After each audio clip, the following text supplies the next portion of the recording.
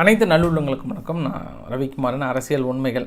எலெக்ஷனுக்கு தயாராகிட்டீங்கல்ல, நம்ம தயாராகிறோமோ இல்லையா, அரசியல் கட்சிகள் தயாராகிட்டாங்க. 4 முனை போட்டி. என்னப்பா 4 முனை போட்டின்னு சொல்கிறீங்களே, என்னங்க? டிஎம்கே, ஏடிஎம்கே, பிஜேபி, நாம் தமிழர். நாம் தமிழருக்கு மைக் சின்னத்தை இன்றைக்கி ஒதுக்கிட்டாங்க, சிறப்பான முறையில் ஒதுக்கிட்டாங்க. ஸோ ரொம்ப நாள் ஏங்கிட்டு இருந்தார். என்ன சின்னனே தெரியலையே, எங்களுக்கு என்ன பண்ணுறதுனே தெரியலையே. விவசாய சின்னத்தை முடக்கிட்டாங்க, எல்லாமே பண்ணிட்டாங்கன்ற மாதிரி சொன்னாங்க. ஸோ விவசாய சின்னத்தை நீங்கள் அப்ளை பண்ணாமல் விட்டுட்டீங்க, அதை நீங்கள் முடக்கிட்டீங்கன்னு சொல்லாதீங்கன்ற மாதிரி நம்ம ஏற்கனவே கருத்து சொல்லியிருந்தோம். அதை தாண்டி 4 முனை போட்டியில் நேற்று கிட்டத்தட்ட எல்லா வேட்பாளரும் அனௌன்ஸ் பண்ணிட்டாங்க. இதில் ஃபைனலாக அனௌன்ஸ் பண்ணது பிஜேபி. இன்னும் முழுசாக கூட இல்லை, இன்னும் ஒரு சில வேட்பாளர் பெண்டிங் இருக்காங்க. அதில் ரொம்ப சுவாரஸ்யமான தகவல்னால், ஸ்டார் வேட்பாளர்கள் கோயம்புத்தூர் மிகப்பெரிய அளவுக்கு பேச பொருளாக இருக்கிறது. கோயம்புத்தூரை தாண்டி அடுத்து என்னென்ன நிகழ்வுகள், ஆளுநர் வேறு அடிப்பணிந்து விட்டார், மிரட்டிய தமிழக அரசு அடிப்பணிந்தது ஆளுநர்ன்ற மாதிரிலாம் வந்து டாப்பிக்கை பார்த்தேன் நான். அப்பா சிறப்பாக இருக்குது டாப்பிக்கெல்லான்ற மாதிரி, நல்லா இருந்தது அந்த டாப்பிக்கெல்லாம். சரி, நம்ம நிறைய விஷயங்கள், அரவிந்த் கெஜ்ரிவால் வேறு கைது பண்ணியிருக்காங்க, ஜனநாயக படுகொலை, எதிர்கட்சிகளை முடக்கி பெரிய அளவுக்கான படுகொலை செய்து கொண்டு இருக்கிறதுன்ற மாதிரிலாம் சொல்லியிருக்காங்க. நிறைய விஷயங்கள் நம்ம அனலைஸ் பண்ண போகிறோம். வீடியோவில் பொறுத்த மாதிரி நீங்கள் நம்ம சேனல் சப்ஸ்கிரைப் பண்ணலாம், சப்ஸ்கிரைப் பண்ணிட்டு வாங்க. மறக்காமல் பெல் பட்டன் கிளிக் பண்ணி ஆல் ஆப்ஷன்ஸ் கொடுங்க. வீடியோவில் போகலாம்.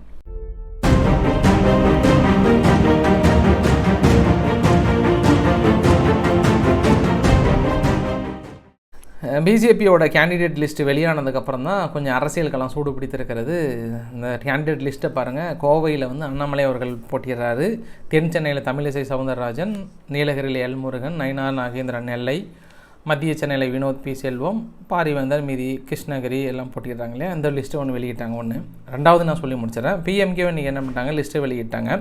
பிஎம்கேவில் ரொம்ப பேசு பொருளாக இருந்தது. 2 வேட்பாளரை பற்றி பேசினாங்க. ஒன்று பாலு அவர்கள், அரக்கோணம் தொகுதியில் ஒரு வக்கீலாக இருக்கார், ரொம்ப ஃபெமிலியரான பர்சன் ஒருத்தர். அடுத்து கடலூரில் தங்கர் பச்சான் அவர்கள். இந்த 2 வேட்பாளர் வந்து மிகப்பெரிய அளவுக்கு ஸ்டார் கேண்டிடேட் அப்படின்னு எடுத்துக்கலாம் நம்ம.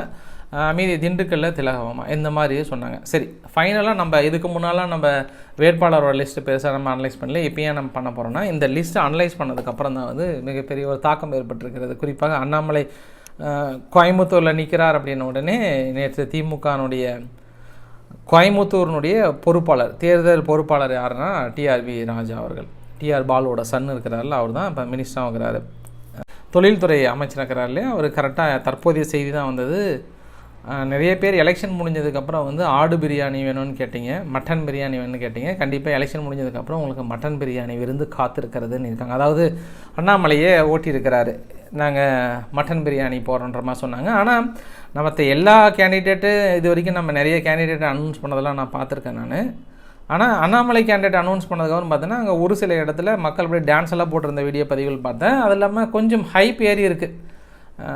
ஏடிஎம்கே சார்பாகவும் சரி, இல்லை டிஎம்கே சார்பாகவும் சரி. ஏன்னா ஏடிஎம்கே அவ்வளோ சீக்கிரம் விட்டு கொடுக்க மாட்டாங்க, அது ஏடிஎம்கேனுடைய கோட்டை. அது இல்லாமல் வேலுமணி அவர்களுக்கு மிகப்பெரிய ஒரு டாஸ்காக அமையும்.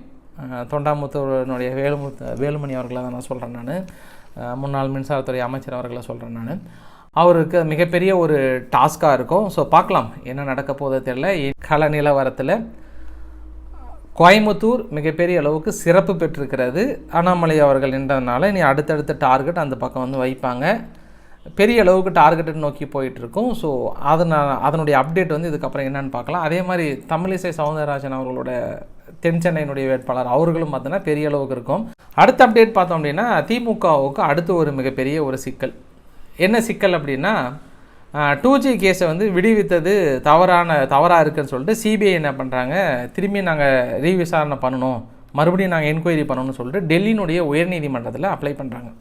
அப்படி டெல்லியினுடைய உயர்நீதிமன்றத்தில் அப்ளை பண்ணும்போது, சரி ஓகே, இது சிபிஐ தாக்கல் செய்ததை நாங்கள் ஏற்றுக்கிறோம், இதை வந்து மறு விசாரணை பண்ணலாம், இந்த மறு விசாரணை அடுத்த மாதத்துலேருந்தே ஸ்டார்ட் பண்ணலாம் அப்படின்னு சொல்லியிருக்காங்க. இதனால் ஏற்கனவே இருக்கக்கூடிய ஆதாரங்களை வைத்தும் வாக்குமூலங்களின் அடிப்படையிலும் மீண்டும் விசாரிக்கலாம் அப்படின்னு சொல்லியிருக்காங்க. இது திமுகவுக்கு மிகப்பெரிய ஒரு ட்ராபேக். ஸோ இந்த விசாரணையை பொறுத்த வரைக்கும் மீண்டும் தமிழக ஊடகங்கள் ஒரு சில திமுகவுடைய எதிர்ப்பாளர்கள் என்ன சொல்கிறாங்கன்னா, அவ்வளோதான், மீண்டும் வந்து இவங்க 2 பேர்த்து கைது பண்ணிடுவாங்க அப்படின்ற மாதிரிலாம் வந்து சொல்லியிருக்காங்க. அது இல்லாமல் இன்னொரு ஒரு முக்கிய விஷயம் என்னென்னா, கார்த்திக் சிதம்பரம் மேலே காங்கிரஸினுடைய சிதம்பரம் அவரோட சன் இருக்கிறார் இல்லையா, அவர் என்ன பண்ணி சீன நாட்டவருக்கு விசா கொடுக்கறதுல 50 லட்சம் பக்கம் லஞ்சம் பெற்றிருக்கிறாரு. அதுக்கான ஃபுல் ஆதாரமும் எங்ககிட்ட இருக்குது முடிச்சிட்டோம், அவ்வளோதான் கதை முடியுதுன்ற மாதிரி இவரையும் சொல்லியிருக்காங்க. ஸோ 3 டாபிக் இன்றைக்கி தமிழ்நாட்டில் லஞ்சம் விஷயமாக பேசப்பட்டிருக்கு. ஒன்று 2G கேஸ். ஆக்சுவலாக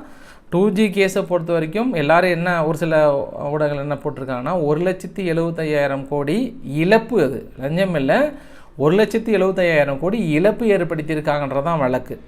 அதில் குறிப்பிட்ட பேங்க் அக்கௌண்ட்டில் இவங்க ஆதாயம் பெற்றதுக்காக அமௌண்ட் ட்ரான்ஸ்ஃபர் இருந்திருக்குது, அதன் அடிப்படையில் தான் கேஸ் நடந்திருக்குன்ற மாதிரி தான் வந்து சொல்லியிருக்காங்க. சரி, அதுக்கப்புறமும் என்ன இவங்களுக்கு மிகப்பெரிய ஒரு ப்ளஸ் பாயிண்ட் அப்படின்னா 2Gக்கு அப்புறம் வந்து 3G வந்தது இல்லையா. 3Gயில் வந்து ஏலம் விட்டாங்கல்ல, ஏலத்தில் விடும்போது பெரிய அளவுக்கு ஏறி எடுக்கலை. இவங்க எதிர்பார்த்த இந்த 1,75,000 கோடின்னு சொன்னாங்கல்ல, அந்தளவுக்கு தொகை ஏலம் போச்சான்னா அது போகலை. ஸோ இழப்பு தாண்டி இவங்க ஆதாயம் பெற்றாங்கல்ல, அதன் அடிப்படையில் தான் கேஸு. ஸோ அந்த ஒரு வார்த்தையை இந்த இடத்துல நான் திருத்தணும்னு நான் நினச்சேன். நான் ஒன்று. அடுத்து என்னென்னா ஏடிஎம்கேனுடைய தேர்தல் அறிக்கை. இந்த தேர்தல் அறிக்கையை பார்த்து அடடே மயக்கம் வந்து அந்த பக்கம் சரிந்தவர்கள் நிறைய பேர் இருக்கிறாங்க. காரணம் என்னவென்றால் நீங்களே பாருங்கள், மத்திய அரசு சார்பில் மகளிருக்கு உதவித்தொகை மாதம் 3,000 ரூபாய் அழுத்தம் கொடுக்கப்படும் அப்படின்னு இருக்காங்க, இல்லை வழங்கப்படும்னே போட்டாங்க. கவர்னர் பதவி நியமனம் பொறுத்த வரைக்கும் அரசிடம் கருத்து கேட்டு நடவடிக்கை எடுக்கப்படும். பார்லிமெண்ட் கூட்டத்தொடர் சென்னையிலே நடத்த வேண்டும். அப்படிங்க அப்பா போடு வெட்டி சும்மா சரியான வெடி. கண்டிப்பாக இந்த ஒரு லைனை மட்டும் எழுதுனவங்களுக்கே சொல்கிறவங்களுக்கே கொஞ்சமாக நியாயம். அங்கே டெல்லியில் நடக்கிற பார்லிமெண்ட் கூட்டத்தொடர் இங்கே சென்னையில் நடக்கணும் அப்படின்னும் போது ஒவ்வொரு மாநிலமும் இதே மாதிரி எதிர்பார்த்தாங்கன்னா என்ன நடக்கும்? அப்போ ஒவ்வொரு கூட்டத்தொடரும் ஒவ்வொரு மாநிலத்தை நடத்தணுமா? அதுக்கான அரேஞ்ச்மெண்ட் இங்கே பண்ண முடியுமா? அதுக்கான ஒவ்வொரு கட்டடத்தையும் கொண்டு வந்து இங்கே கட்ட முடியுமா? இங்கே எப்படின்னு எனக்கு புரியல. இல்லை பார்லிமெண்ட் கட்டடத்தை ஒவ்வொரு மாநிலத்துக்குள்ளேயும் கட்டணும்னு நினைக்கிறாங்களா? இந்த ஒரு ஸ்டேட்மெண்ட் பொறுத்த வரைக்கும் ரொம்ப கொஞ்சம் அதிகமாக தான் எனக்கு தோணுச்சு. ஓய்வு காலத்தில் வறுமையில் வாடும் விவசாயிகளுக்கு மாதம் 5,000 ஓய்வூதியம் வழங்கப்படும்னு இருக்காங்க. 133 அறிவிப்புகள் கொடுத்துருக்காங்க. இதில் குறிப்பாக மகளிர் உரிமை தொகை இங்கே ஏற்கனவே 1000னா இப்போ 3,000ன்றாங்க. சரி பரவாயில்ல, பேஷ் 100 நாள் வேலை திட்டத்தை 150 நாட்களாக அதிகரிக்கவும் ஒன்றிய அரசை அதிமுக வலியுறுத்தும். குடியுரிமை திருத்த சட்டத்தில் முஸ்லீம்கள் உட்பட ஈழத்தமிழர்களுக்கு அவங்களையும் ஆட் பண்ணி நாங்கள் கொண்டு வர போகிறோன்னு இருக்காங்க. குற்றவியல் சட்டங்கள் பெயர்களை மாற்ற வலியுறுத்தப்படணும்னு இருக்காங்க. இதெல்லாம் எப்போ அப்படின்னா இப்போ அங்கே தொங்கு சட்டசபை மாதிரி வந்து ஏடிஎம்கே ஆதரவு கொடுத்தா தான் நாங்கள் வந்து ஆட்சி அமைப்போம் அப்படின்னும் போது இவங்க என்ன பண்ணாங்க, ஒரு ப்ரெஷர் கொடுப்பாங்க அங்கே இருக்கக்கூடிய அரசாங்கத்துக்கு. இது பண்ணுங்கள், எல்லா மகளிருக்கும் ஒரு 3,000 ரூபாய் கொடுங்கன்னு ஒரு ப்ரெஷர் கொடுத்தாங்கன்னா அந்த ப்ரெஷரில் அவங்க வந்து கொடுப்பாங்கன்ற மாதிரி நினைக்கிறாங்க. பட் இது எல்லாமே எனக்கு தெரிஞ்சு திமுக தேர்தல் இருக்கேன், இந்த தேர்தல் இருக்கேன், இன்னும் எல்லா தேர்தல் வரைக்கும் வரட்டும். நம்ம எல்லாத்தையும் ஒன்றா கலந்து வச்சு உங்ககிட்ட நிறைய விஷயங்கள் பேச வேண்டியது இருக்கிறது. இதுவுமே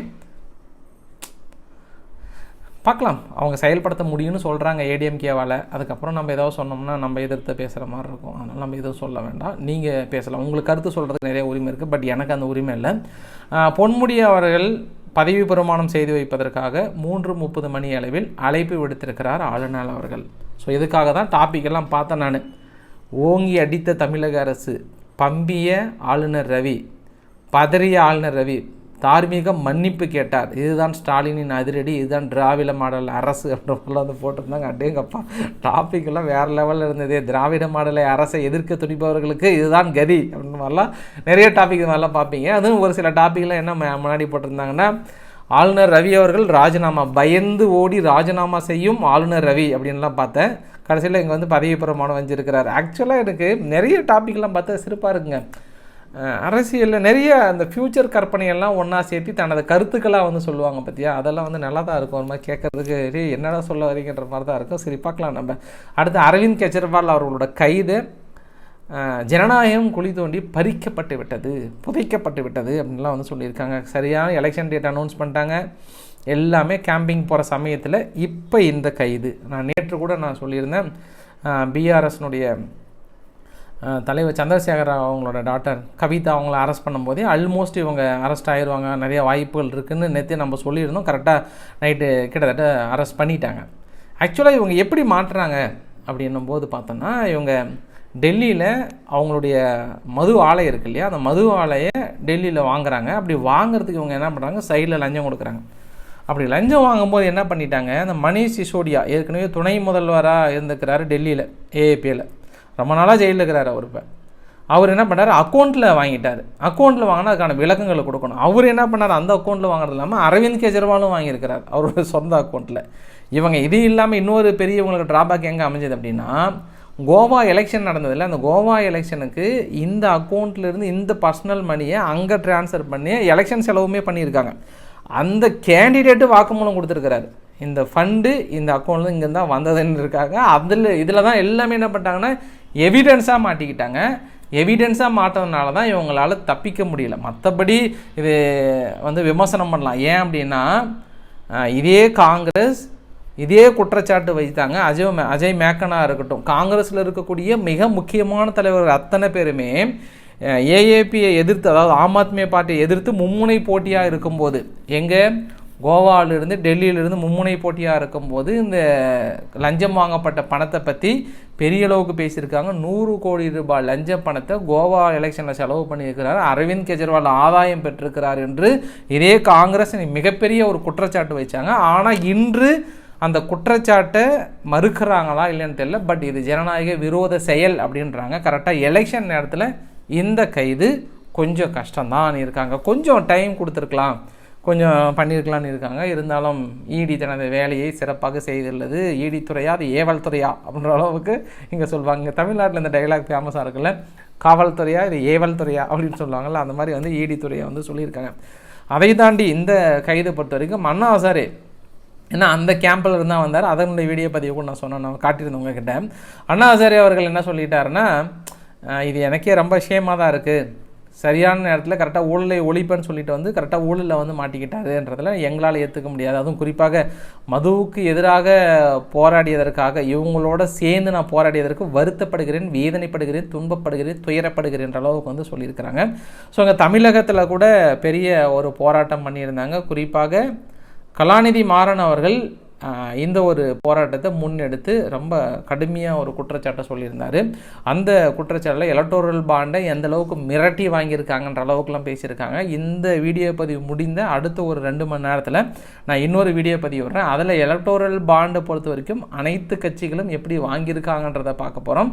ஸோ பிஜேபி அதில் இருக்குது, மற்ற கட்சிகள் இருக்குது, எந்தெந்த நிறுவனத்துக்கிட்டேருந்து எல்லா கம்பெனிகளும் யார் யார் வாங்கியிருக்கான்ற முழு தகவல் வந்து விட்டது. அதை பற்றி நம்ம பார்க்க போகிறோம். ஃபைனலாக இந்த வீடியோ நிறைவு பக்கத்தில் ஒரு சிறப்பான செய்தி, பாகிஸ்தானுடைய ஊடகங்கள் என்ன போட்டிருக்காங்கன்னா, ஏன் அரவிந்த் கெஜ்ரிவாலை கைது பண்ணாங்க அப்படின்னா, இந்த சர்ஜிக்கல் ஸ்ட்ரைக் பண்ணதுக்கு ப்ரூஃப் கொடுக்க முடியுமான்னு கேட்டாராம். சர்ஜிக்கல் ஸ்ட்ரைக் பண்ணதை பாகிஸ்தானுக்குள்ளே பண்ணீங்க இல்லையா, அதுக்கு ப்ரூஃப் கேட்டார் பற்றியா, அதுக்கு தான் இந்த கைது அப்படின்னு பாகிஸ்தான் பத்திரிகைகள் வந்து எழுத ஆரம்பிச்சிருக்கிறாங்க. அப்படின்னா எந்த அளவுக்கு இந்த விஷயம் வந்து பெரிய அளவுக்கு வளர்ந்து கொண்டிருக்கிறது. ஸோ நிறைய மீடியாக்கள் ஃபுல்லாகவே, அதாவது தமிழக இந்தியா மீடியா லெவலில் இல்லாமல் இன்டர்நேஷ்னல் மீடியா ஃபுல்லாகவே வந்து இந்தியாவுடைய எலெக்ஷனில் எதிர்க்கட்சி தலைவர்களோட அடுத்தடுத்து கைதை பற்றி பெரிய அளவுக்கு பேசுகிறாங்கன்ற ஒரு விஷயத்தை இந்த இடத்துல நான் வைக்கிறேன் நான். ஏன்னா நம்ம பார்க்குறோம் இல்லையா நிறைய செய்திகள், யூரோப்பிய யூனியனுடைய நியூஸ் பேப்பரில் நான் பார்த்தேன், நான் அங்கே பார்த்துருக்கேன் செய்தியில், மீது எல்லாமே யூஎஸ்னுடைய செய்தியிலையும் பிரதானமாக பார்த்துட்ருக்கோம். ஸோ எதிர்க்கட்சிகளை உடைக்கி சர்வதிகார முறையில் ட்ரை பண்ணுதோ அப்படின்ற மாதிரிலாம் வந்து போட்டிருக்காங்க. ஸோ பொறுத்திருந்து பார்க்கலாம். அடிஷ்னலாக இன்னொரு விஷயத்தையும் சொல்லிட்டு போகிறேன். சிபிஐ டிஎம்சியினுடைய லீடர், அதாவது மஹுவா மொய்த்ரா மீது ஒரு வழக்கை பதிவு பண்ணியிருக்கிறாங்க. அவங்க டிஎம்சியினுடைய லீடர் அப்படின்லாம் இல்லை, அவங்க ஏற்கனவே எம்பியாக இருந்திருக்காங்க திரிணாமுல் காங்கிரஸில், மம்தா பானர்ஜியோட கட்சியில். அப்போ கேள்விகளை கேட்பதற்கு, எங்கள் பாராளுமன்றத்தில் எதிர்கேள்விகளை கேட்பதற்கு அதுக்கு லஞ்சம் வாங்கியிருக்காங்க. அந்த லஞ்சத்தின் அடிப்படையில் கொடுத்தவங்க போய் கரெக்டாக நான் இவங்களுக்கு தான் கொடுத்தேன், இது மாதிரி எங்களை பற்றி கேள்வி கேட்கணுன்றதுக்காக கொடுத்தோன்ற மாதிரி சொல்கிறது கரெக்டாக லம்பாக மாட்டிக்கிட்டாங்க. இன்றைக்கி அதுக்கு ரிஜிஸ்டரும் பண்ணி வச்சுருக்காங்க. ஃபைனலாக இன்னொரு விஷயம், உத்தரப்பிரதேசத்தில் மதராசா பள்ளிகள் சட்டம் 2004 செல்லாது என அலகாபாத் உயர் நீதிமன்றம் தீர்ப்பு. காரணம் என்னவென்றால், மதராசா பள்ளிகள் இந்தியா பொறுத்த வரைக்கும் மதசார்பற்ற கொள்கைக்கு எதிராக உள்ளது. ஏன்னா அது இஸ்லாமிய பள்ளிகள் மட்டும் தனிப்பட்ட முறையில் செயல்படுறதுனால அவங்களுக்கு தனியாக இருக்கக்கூடாது. இங்கே மதசார்பற்ற நாடில் இது வந்து ஒரு மதத்தை ஊக்குவிக்கிற மாதிரி இருக்குன்னு சொல்லிட்டு திடீர்னு உத்தரப்பிரதேசில் இருக்கக்கூடிய அலகாபாத் உயர் நீதிமன்றம் இப்படி ஒரு தீர்ப்பை கொடுத்துருக்குறாங்க. இந்த தீர்ப்பை பேஸ் பண்ணி மேபி அடுத்தடுத்து வரலாம். ஒருவேளை உச்சநீதிமன்றம் சமீப காலமாக மிக சிறப்பாக செயல்பட்டு கொண்டிருக்கிறது. எல்லா கேஸுமே எலக்ட்ரோரல் பாண்டு விஷயத்தில் தொடங்கி, இப்போ தமிழக ஆளுநருக்கு தலையில் குட்டு வைக்கிறதுல தொடங்கி எல்லா விஷயத்திலும் தலையிட்டு நல்ல சிறப்பான கேள்விகளை கேட்டிருக்கார் சந்திரசூட் அவர்கள். மிகப்பெரிய அளவுக்கு ஃபெமிலியராக இருக்கிறார். அதாவது ஜனநாயகத்தை, இன்னும் ஜனநாயகம் இருக்குது என்பதற்கு எங்களுக்கு உச்சநீதிமன்றத்தின் மீது நம்பிக்கை இருக்கிறதுன்ற அளவுக்காக பெரிய அளவுக்கு பேர் வாங்கியிருக்கிறான்றது இந்த இடத்துல நம்ம நினைவுபடுத்த விரும்புகிறோம் நம்ம. ஆனால் இதே அரவிந்த் கெஜ்ரிவால் அவர்களை ரிலீஸ் பண்ணணும் அப்படின்னு நைட்டாக போய் கதவு தட்டும் போது இல்லை முடியாது அப்படின்றாங்க. அதே போல் கவிதா அவர்களை ரிலீஸ் பண்ணுறதுக்கு திரும்பி உச்சநீதிமன்றம் போய் நடும்போது எல்லா விஷயத்துக்கும் நீங்கள் அரசியல் பிரமுகர்ன்றதுனால எல்லாத்துக்கும் இங்கேயே வந்தீங்க அப்படின்னா இப்போ கீழவை கோர்ட்லாம் எதுக்கு தான் இருக்குது, போங்க போய் வேலையை பாருங்கள், டிஸ்மிஸ் பண்ணிட்டாங்க, ப்ராப்பராக வாங்கிட்டாங்க. மேபி அரவிந்த் கெஜ்ரிவால் அவர்களுக்கும் அதே அளவுக்கு தான் வாய்ப்பு. ஏன்னா அவங்க ஏற்கனவே கோர்ட்டில் போய் கேட்கும்போதே சொல்லிட்டாங்க, ரொம்ப தெளிவாக சொல்லிட்டாங்க, இது மாதிரி முடியாது, குறிப்பாக அவங்களுடைய கையில் ப்ரூஃப் இருக்குது, எல்லாமே இருக்குதுன்னு சொல்கிறாங்க, அதனால் ஜாமீன்லாம் கொடுக்க முடியாதுன்ற மாதிரி சொல்லியிருந்தாங்க. அரவிந்த் கெஜ்ரிவால் இருக்கிற ப்ரூஃபெல்லாம் பார்த்தா மணீஷ் சிசோடியா, அதாவது துணை முதல்வராக இருந்தார்ல, அவரை விட ஒரு அதிகமான வருஷம் சிறை இருப்பதற்கான வாய்ப்புகள் இருப்பதாகவும் சொல்லப்படுகிறது. அந்த அளவுக்கான ஆதாரங்கள் இருக்கிறது. எல்லா ஆதாரங்களும் எங்கே மாட்டுறாங்கன்னா நேரடியாக ஃபண்டு ட்ரான்ஸ்ஃபர் பண்ணிடுறாங்க, அதுதான் மாட்டுறாங்க. கொஞ்சம் கஷ்டம் தான் ஏஏபியோட நிலைமை. ஸோ இன்றைக்கு ஓரளவுக்கான தகவலை கவர் பண்ணி நினைக்கிறேன். பிடிச்சிருந்தா லைக் பண்ணுங்கள், ஃப்ரெண்ட்ஸுக்கு ஷேர் பண்ணுங்கள், சப்ஸ்கிரைப் பண்ணுங்கள். அரவிக்குமார் அரசியல் உண்மைகள்.